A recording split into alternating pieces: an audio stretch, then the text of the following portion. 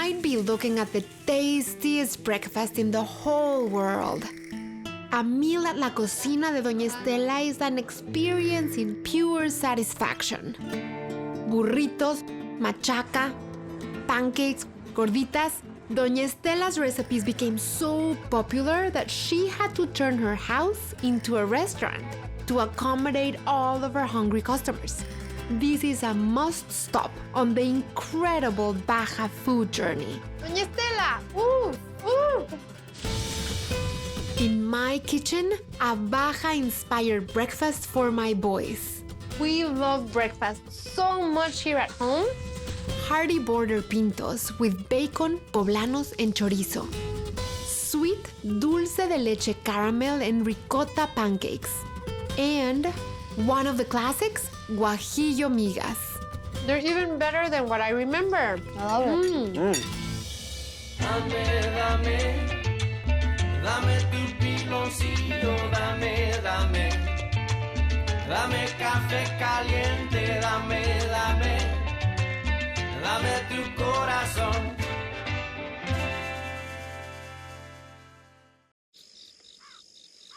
We love breakfast so much here at home, and I think it really is my favorite meal. Today I'm gonna make a Baja-inspired breakfast, and I'm gonna start with border pintos or frijoles fronterizos. You know I'm in love with so many words, and I think frontera is one of my favorite words because it implies so many things. And I'm gonna add 2 tablespoons of vegetable oil. Frontera doesn't only mean where something ends or where something different begins, but frontera also implies that there's a lot of possibilities. So in that respect, in this house, we do eat a lot of beans. We love them so very much. But this is like a new frontier for me because it's a different kind of making my beloved beans. So I have a half a pound of Mexican-style chorizo. Before I go wash my hands, I still have to chop some bacon. And I'm gonna cut it into chunks. Not too small, because I wanna bite into the bacon. On the weekends, I really get in the kitchen and play with breakfast because we wake up late. We try not to do too many activities. And I just take my time to prepare a delicious breakfast. And then we eat only 2 meals a day. A huge, gigantic breakfast around 11 or 12. And then we just do dinner. If you were wondering what we do over the weekends here at home. And then when you're frying the chorizo, you want to continue to break it apart. And it smells already delicious. The next thing that I'm gonna add in here, once the bacon browns, is poblano chiles. Poblano chiles are so magical in that you can use them in so many ways and they add so much to your dish. I roasted 2 raw poblano chilies under the broiler, put them in a plastic bag so they will sweat, and then you just peel the skin, remove the seeds, and then I cut them into strips. What happens is that the flavor really transforms from the raw poblano to the roasted poblano. I'm going to dice 1 tomato, and I'm gonna keep the seeds because we want the flavor of the seeds, and we also want the juices. This is screaming amazing breakfast. Just look, it's just so meaty. You have your breakfast meats. You have the chorizo, you have the bacon, you have a lot of the flavor from the poblano chile, you have the tomatoes that are starting to soften, and they're not softening anywhere. They're softening inside of the chorizo and the bacon fat. It's a good thing. And then I'm going to add pinto beans. These beans were cooked here for an hour. I just grabbed a pound of dry pinto beans, rinsed them, did not pre-soak them or soak them, and then just drop them in the pot, cover them with a very generous amount of water, added a piece of an onion, and brought them to a simmer, cooked them for over an hour just until they were nice and soft, just like these. Just when you put them between your fingers, they come apart. I love beans. They're so giving, they're so earthy, they're so filling. This is a home-style recipe from the Baja Peninsula. Now, you know the Baja Peninsula is divided into two states. You have Baja North and you have Baja South. Well, these beans come from North Baja. Pinto beans are king in the north. So just like the flour tortillas rule in the north and the corn tortillas rule in the south, people really have a preference for pinto beans in the north. So I'm just gonna pour the rest of the broth. You know that Mexicans love the cooking broth of the beans so much that we sometimes will make rice and cook it instead of with chicken broth or vegetable broth with the bean broth. And they're delicious. These look so pretty. Come see how pretty this looks. We wanna cook it further because we do want it to be a little bit soupy, but we want it to be a lot thicker. So we're just gonna let these cook down for another 6 to 7 minutes.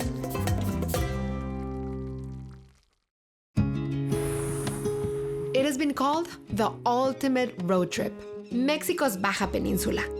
Over 1,000 miles of open highway, stretching from the northern border with California to the southern tip in Los Cabos. Breathtaking views and incredible food all along the way. One of Baja's best food destinations is just an hour south of the border, in the heart of Valle de Guadalupe, Baja's wine country, home to some of the best wine in all of Mexico. But to hit this destination, you gotta get on the road early. It's not wine time yet. I'm here for one of the best breakfasts in the whole world.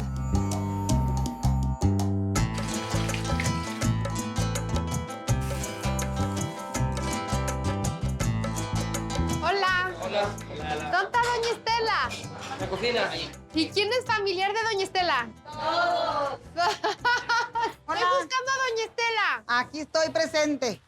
I've come to la cocina de Doña Estela, where the food is just as inviting as Doña Estela herself. Estela is like the queen of the valley. Usted es como la reina de aquí del valle, porque... Qué bueno, muchas gracias. Doña Estela gets up at 2 or 3 in the morning to cook breakfast for you. Pancakes, eggs, burritos, gorditas, handmade flour tortillas, café de olla, and salsas. Ay, this is what Doña Estela is known for. Her borrego tatemado, which translates to something like charred lamb. But it's marinated in adobo. Tiene un adobo, ¿verdad? Ah,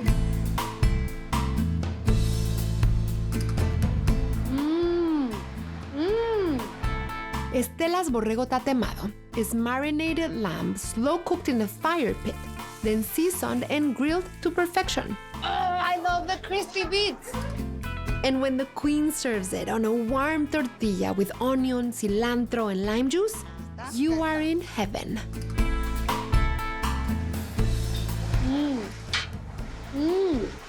está bien sabroso. Oh, sí, no. Si yo viviera aquí, yo estaría aquí todo el tiempo.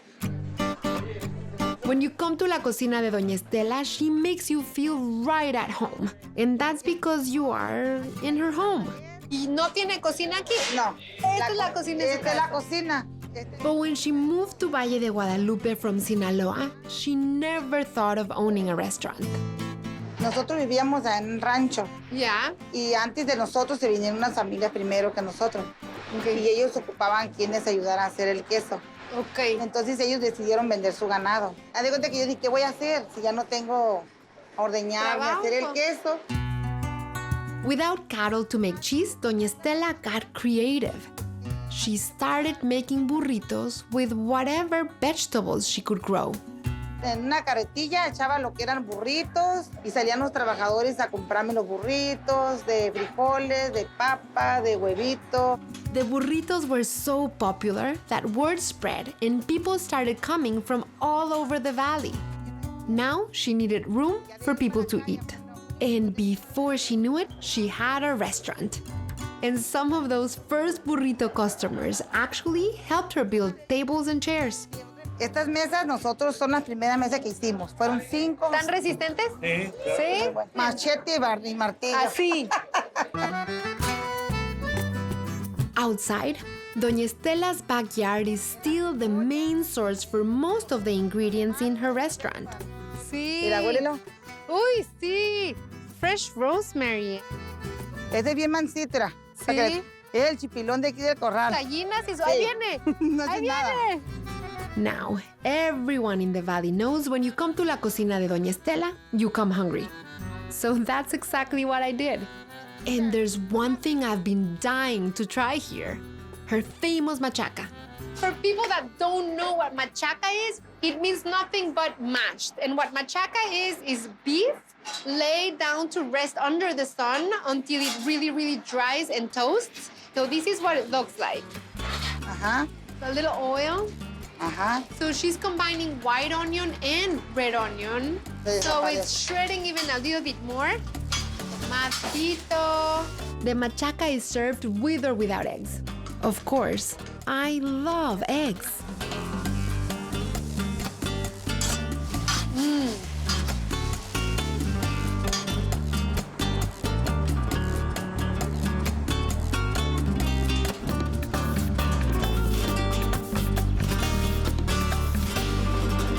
Su machaca burrito. No, burro.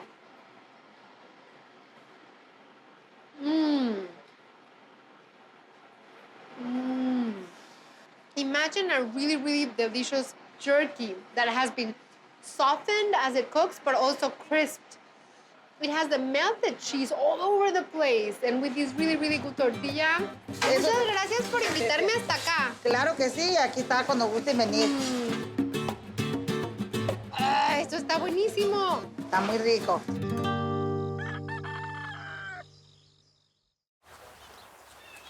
That breakfast at Doña Estela's was so incredibly delicious.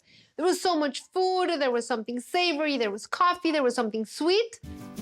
I always like to have something sweet when I make a big breakfast, and right now I'm gonna make some dulce de leche caramel ricotta pancakes.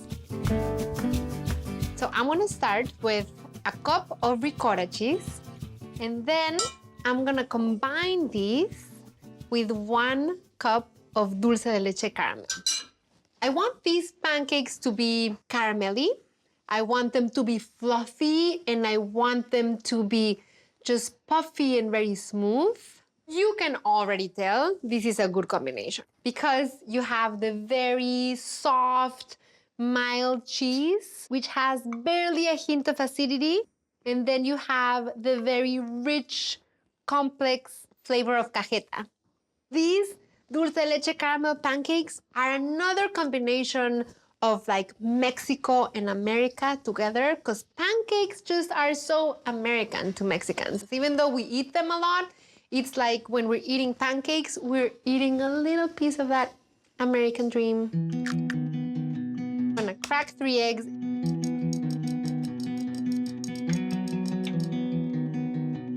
I have here 1 cup of flour and 1 teaspoon of baking powder and a half a teaspoon of baking soda. And I like mixing the baking powder and the baking soda because it makes a double fluff. And a pinch of salt. And yes, you can have all that. You can.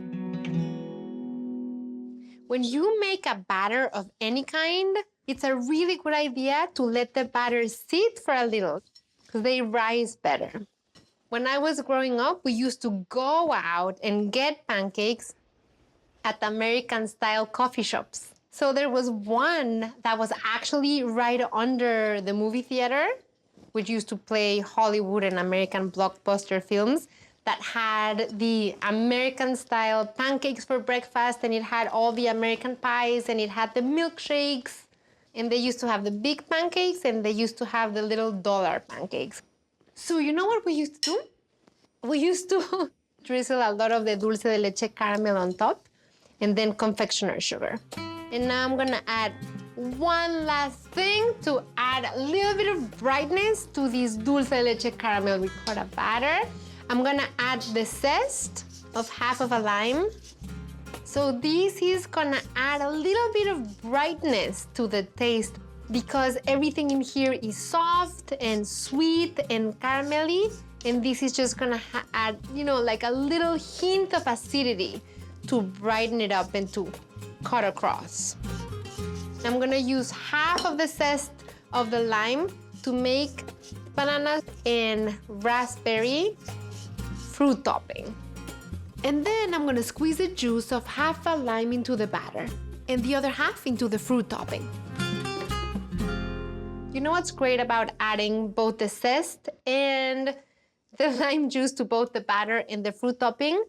When we put the fruit over the pancakes, they're gonna marry together. There's gonna be this element that connects them. So now I have my zest and my lime juice, and I have a tablespoon of brown sugar. These bananas are a little bit large, so I think I'm gonna go with 1. I'm gonna go with 2. I changed my mind because I love bananas. So Juju loves bananas just like me. We're gonna find out how much Sammy likes bananas, but I can tell you something. Alan hates bananas, and it kills me because he used to eat so many bananas when he was a little boy, and then one day he stopped and he said, I hate bananas, and he hasn't eaten bananas since then. So I'm gonna add also a cup of raspberries. We're just gonna toss.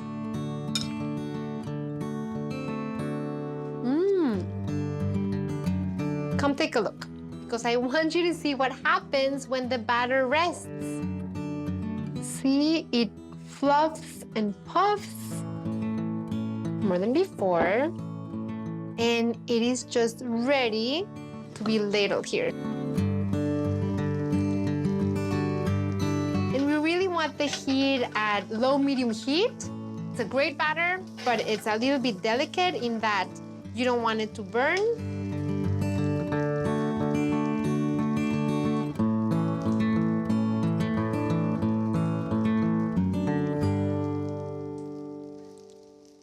To flip the pancake. When you see bubbles all over the surface of the pancake, and when you see that the edges have more definition and have begun to brown and crisp a little. So you have to be patient, just stay put. And then when they're puffy, you take them out. So it's usually less on the second side than on the first side. I know my boys are gonna be super hungry because it's already late, so I'm just gonna make a bunch of these.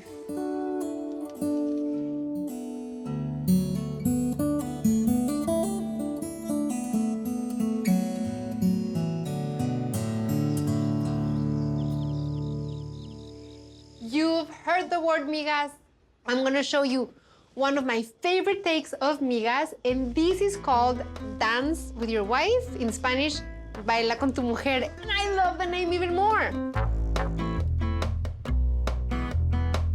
You know these really well by now, and you know that this chile is called aguajillo chile. So I have 3 guajillo chiles that I stemmed, seeded. I'm gonna put the chiles in the saucepan. I'm gonna drop in 2 garlic cloves that I peeled, and I'm gonna add 3/4 pounds of ripe Roma tomatoes, which is about 3. I'm going to cover them with water. This is such a basic technique of Mexican cooking and so many sauces and salsas, stews and soups.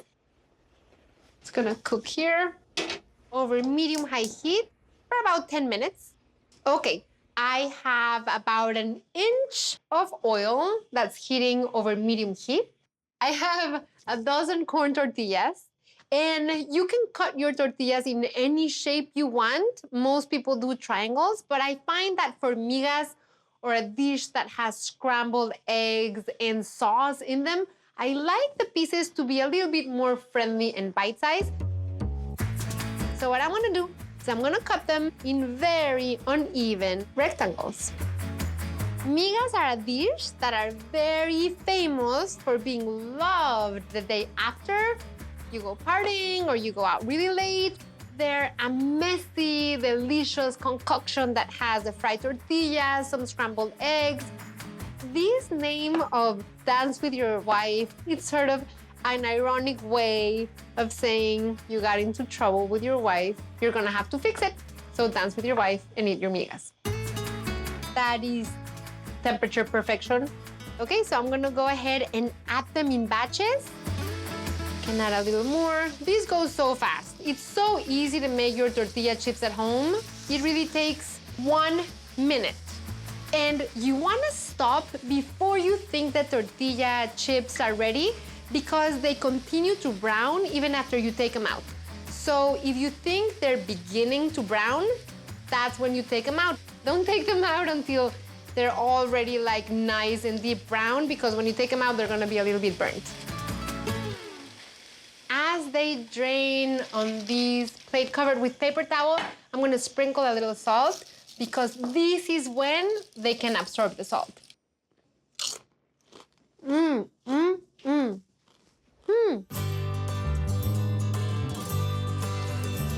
This is the proper definition of a mushy tomato. So everything I just cooked goes into the blender. The tomatoes, the garlic, and the chilies, along with a teaspoon of salt and a cup and a half of cilantro. And I'm adding the leaves and the stems because the stems are packed with flavor. I'm gonna puree these until completely smooth.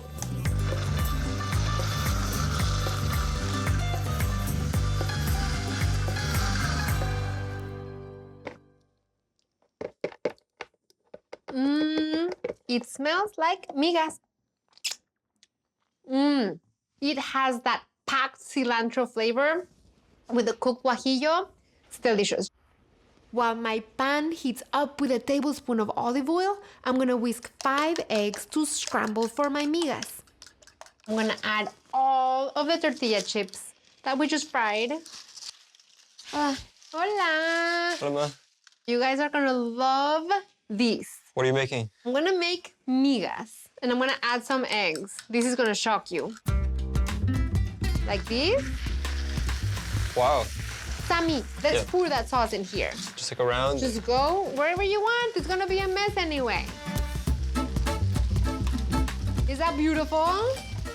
So we're gonna garnish these with scallions and cilantro. Is this right? Is it Yeah? mushy? Yeah, it's mushy.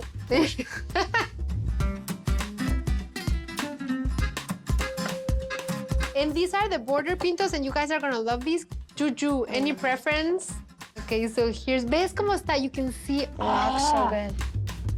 These border pintos have chorizo and tocino and bacon and poblano chilies.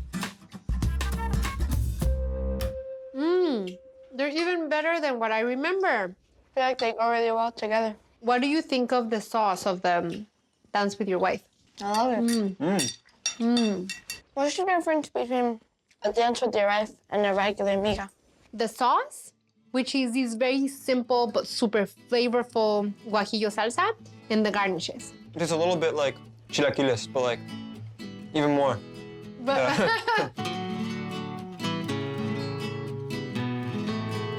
I hope you guys saved a little room. These are dulce de leche caramel ricotta pancakes. Yo escoge uno para ti. Mucha? That's good. And I'm gonna give you some of this fruit. Pruébalo, a mí me gusta así. They're really good. Yeah? It tastes really good with like the fruit. That's a little bit sour. Like the strong aftertaste of dulce de leche. You know, when I went to the Baja Peninsula, I found mostly new things. So I wanted to bring you guys a little bit of that. Okay, we should have all of these like every day, or every weekend at least. So cheers to more new dishes. Yeah. Cheers to you guys so that you can keep on eating them with me. Yeah?